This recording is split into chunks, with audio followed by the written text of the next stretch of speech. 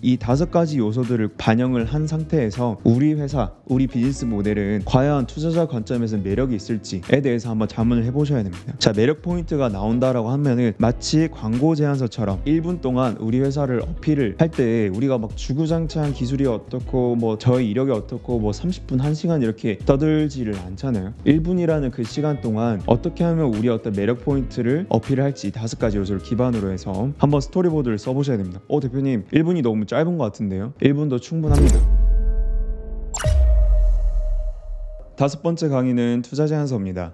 저희가 저번 시간에는 생존 자금을 위한 사업 계획서에 대해서 살펴봤죠. 자, 그러면 이번 시간에는 성장 자금을 위한 투자 제안서에 대해서 한번 살펴볼게요. 투자 제안서는 말 그대로 투자를 받기 위한 제안서예요. 그래서 저희가 보통 IR 대기라고 하는데 IR이 이제 Investor Relation의 약자잖아요. 그래서 투자자랑 관계를 갖기 위한 제안서라고 보시면 됩니다. 이 말이 무슨 말이냐면은 투자자의 관점에서 저희가 제안을 해야 되는 거예요. 근데 대다수의 대표님들이 투자 제안서를 쓰실 때 투자자의 관점이 아니라 나의 관점, 우리 회사의 관점에서 회사 소개를 하다 보니 IR 덱이 나오는 게 아니라 회사 소개서가 나오는 경우가 많아요. 또는 사업 계획서가 나오는 경우가 많습니다. 그러면은 투자자 입장에서는 그럼 내 돈 갖고 본인들 좋은 어떤 일을 하는 거 아니냐에 대한 물음표가 생길 수가 있어요.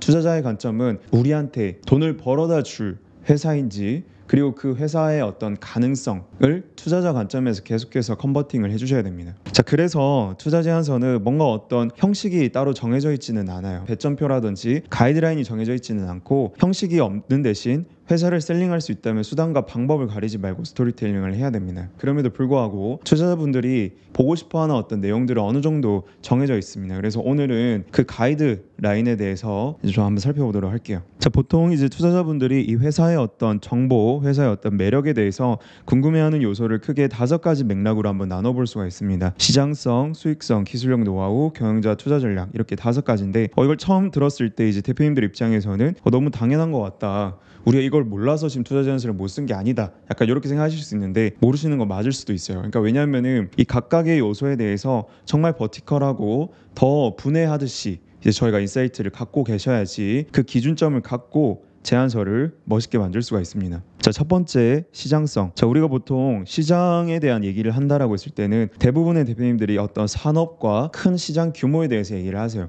그러니까 그게 틀린 건 아니지만은 사실상 VC분들이 또는 투자자분들이 궁금해하시는 요소는 뭐냐면은 그 시장을 이루고 있는 경쟁사들이 있는지. 그러니까 경쟁사가 있을수록 좋습니다. 왜냐하면은 경쟁사가 있다라는 거는 그 시장이 라이브하다. 뭔가 이 회사가 그 해결하고자 하는 어떤 미션이 라이브하다. 그리고 그 경쟁사들이 투자도 받고 매출도 잘 내고 있다라고 하면은 그 투자자들 관점에서 훨씬 더 고무적인 내용입니다. 근데 여기서 멈추면 안 되겠죠. 그러니까 그 경쟁사들이 잘 나가고 있는데 그들이 지금 해결하고 있지 못하는 빈틈을 우리는 발견을 했고 그 빈틈을 우리는 채워줄 수 있는 오퍼레이션 역량이 우리 창업팀에 있습니다. 자, 요게 시장성입니다. 이해가 되셨죠? 그러니까 단기적으로는 경쟁사들과 이제 저희가 싸우는 거지 산업과 시장 거시적인 그 시장을 저희가 장악을 하는 단계는 아닌 거예요. 물론 이제 시리즈 B, C가 이제 가면 갈수록 산업 전체를 타겟팅을 할 수 있지만은 지금 입장에서는 우리는 그 시장에 있는 플레이어들과 맞붙어가지고 그들 대비 우위점을 어필을 해주셔야 됩니다. 자, 2번째는 이제 수익성입니다. 자, 이거는 이제 제가 저번 시간 때 매출 안에서 LTV와 CAC, 라이프타임 밸류와 커스터머 어퀴지션 코스트, 자, 이 2가지 용어를 제가 말씀을 드렸었는데 마찬가지예요. 투자 제안서에서도 이 회사가 과연 비즈니스 모델을 설계를 했는데 이 비즈니스 모델의 어떤 수익성이 좋은지에 대해서 저희가 분석을 해줄 필요가 있습니다. 자, 이걸 분석을 할 때 우리 5년 뒤에는 뭔가 영업이익을 100억을 낼 거예요. 매출을 한 1000억 찍을 거예요. 에 대한 계획이 아니라 그 수익성에 대한 근거를 얼마나 디테일하게 어필을 해줄 수 있는지가 관건이라고 보시면 될 것 같습니다. 자, 그래서 라이프타임 밸류에는 가격도 중요하지만은 수요 사이클도 중요하다. 이 고객이 이 프로덕트, 이 서비스를 1년에 몇 번 구매를 하는지 5년에 몇 번 구매하는지 등등등의 어떤 그런 수요 사이클을 저희가 계산을 해주셔야 되고요. 자, CAC는 보통 이제 저희가 이제 고객을 획득하는 비용, 그러니까 마케팅 비용으로 이제 저희가 보통 설정을 하는 경우가 많은데 이 지금 수익성을 계산을 할 때는 이 프로덕트를 개발을 하고 업데이트하는 어떤 비용, 원가, 사업화비, 판관비, 잠재적 손실까지도 저희가 디테일하게 구조를 할 필요가 있어요. 그러니까 CAC에 대한 정의는 각 각 라운드별로, 각 업종별로, 각 비즈니스 모델별로 저희가 정의하기 나름입니다. 그래서 결과론적으로 이제 저희가 어필을 해야 될 거는 저희가 이제 이 타겟으로부터 얻어낼 수 있는 전체적인 밸류가 어느 정도인데 이 어떤 타겟을 우리가 획득하기 위해서 어떤 여러 제반 비용들이 들어간다. 그래서 이거 마이너스가 이 정도의 퍼센테이지를 이루고 있습니다에 대해서 저희가 설득만 하면 되는 거예요. 그리고 설득에 대한 근거가 명확하게 있어야지 그분들의 귀가 열리겠죠. 자, 세 번째는 이제 기술력과 노하우인데 보통 이제 기술을 많이 갖고 있는 기술 IP, 특허나 재산권들을 많이 들고 있는 스타트업일수록 함정에 빠질 확률이 높습니다. 그러니까 VC나 투자자분들은 이 기술 자체만을 갖고 어떤 밸류를 매기지는 않으세요. 이 기술이 실제로 돈을 벌어다 줄 수 있는지 또는 비용을 아껴줄 수 있는지로 이제 저희가 전환을 해서 스토리텔링을 해주셔야 됩니다. 가령 예를 들어서 어떤 기술을 들고 있어요. 근데 이 기술을 들고 있다 해서 끝나는 게 아니라 이 기술은 실제 연구원 인력이 10명 정도 필요로 하는 어떤 프로세스인데 이 기술로 인해서 2명만 있어도 이 프로토콜이 돌아갈 수 있게끔 하는 저희는 기술을 갖고 있습니다. 자, 그러면은 고객 획득 비용, 즉 고객을 획득하는 데 들어가는 어떤 프로덕트의 비용을 낮춰주는 개념이 되는 거겠죠. 그러니까 그런 식으로 돈의 관점에서, 투자자의 관점에서 계속 전환을 해주셔야 됩니다. 우리가 기술을 얼마나 열심히 만들었고 R&D를 얼마나 열심히 했고 우리가 뭐 어떤 좋은 대학교를 나왔고 등등등의 어떤 내용들을 저의 관점에서 어필을 하는 게 다가 아니에요. 자, 네 번째 이제 경영자입니다. 마찬가지 우리의 어떤 학력과 이력이 좋으면 좋을수록 함정에 빠질 수가 있습니다. 그런 학력과 이력을 쭉 나열을 하는 것에서 그치는 것이 아니라 그 학력과 이력이 지금 대표님께서 하시고자 하는 어떤 사업과 어느 정도의 연계성이 있고 왜 내가 이 학력과 이력을 토대로 해서 이 사업을 하게 됐는지에 대한 그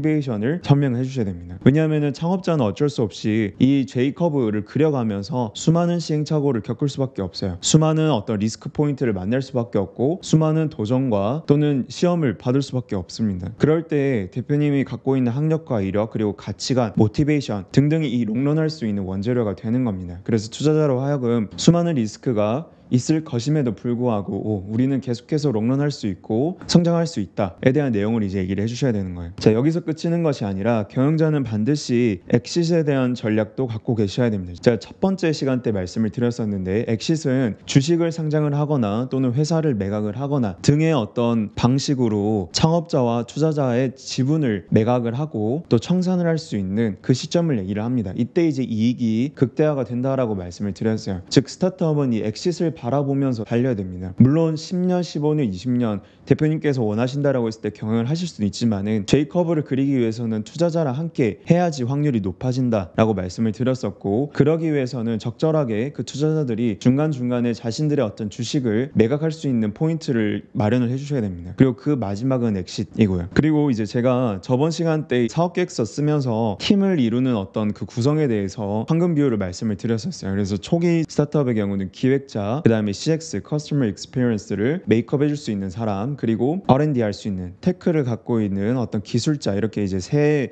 맥락으로 나눠서 제가 설명을 드렸었는데 마찬가지로 이제 스타트업이 처음에 시작을 할 때 세 맥락의 팀원을 잘 구성을 했는지, 첫 코파운더 또는 초기 창업 멤버를 얼마나 잘 구축을 했는지도 투자자한테는 꽤 높은 어떤 신뢰도를 줄 수 있는 요소입니다. 자, 그래서 정리를 해보면은 학력과 이력을 쭉 나열을 하는 것이 아니라 이 학력과 이력을 토대로 해서 내가 얼마나 롱런할 수 있는 모티베이션을 들고 있는지, 그리고 엑시트 전략을 얼마나 디테일하게 설계를 할 수 있는지, 그리고 코파운더를 모집을 했는지에 대한 내용으로 전환을 시켜주셔야 됩니다. 자, 마지막으로 투자 전략이에요. 그러니까는 우리는 투자를 받기 위해서 투자 제안서를 쓴 거지 우리의 어떤 계획을 실현시키기 위해서 이 투자 제안서를 제안을 하는 게 아니에요. 자, 이게 아다르고 어다를 수 있지만은 저희의 어떤 사업 계획을 달성하기 위해서 이 투자 제안서가 만들어져 있으면 안 됩니다. 투자자의 관점에서 투자자가 어느 시점에서 A, B, C 단계별로 자신들이 갖고 있는 주식을 매각시킬 수 있는지 또는 엑시트 때 매각시킬 수 있는지에 대해서 그 시점과 가능성에 대해서 계속해서 말씀을 주셔야 해요. 그래서 저희가 이렇게 J커브를 그린다라고 했을 때 이 시드 단계 A, B, C, D, 엑시트, 자, 요 각 시점들이